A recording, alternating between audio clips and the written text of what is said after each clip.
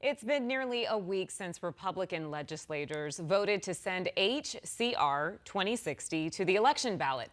The ballot proposition would make it a state crime to cross the border outside of a port of entry. Now, opponents say the measure could also take a real emotional and mental toll on these kids. 12 News journalist Brenda Lipinski looked into those concerns. And Brenda, some are comparing the measure to SB 1070.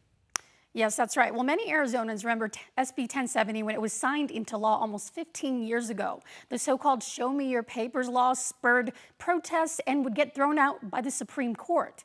Now, today, some advocates believe that HCR 2060 could be heading down the same path. And we know that there's going to be a negative impact on families, on children, on communities. Joe Garcia with Chicanos por la Causa is against HCR 2060 and wants Arizonans to vote against it in November. And the proponents of this law are trying to act like it is not going to have an impact except on people crossing the border, which is not true. HCR 2060, which is based on a similar Texas law, makes it a state crime to enter the U.S. illegally. From HCR 2060, they have already implemented in there is an immunity clause against law enforcement officers who break the law while trying to enforce HCR 2060. Garcia thinks there will be an unintended consequence on children. But like SB 1070 is what we saw that school children, basically they live in fear. And if they live in fear, they're not focusing on learning. He believes HCR 260 will impact the education system. Schools saw a decrease for school enrollment because parents were moving out and they're taking their kids with them. And as a result, there were job losses for teachers and counselors.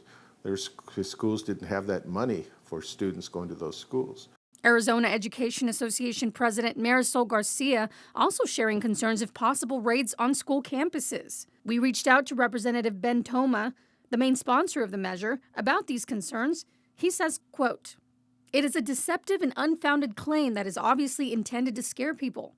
Nothing in the language would allow that, and it's irresponsible for an organization to spread such misinformation." All right, Brenda, there's also some legal action that's being taken against this measure.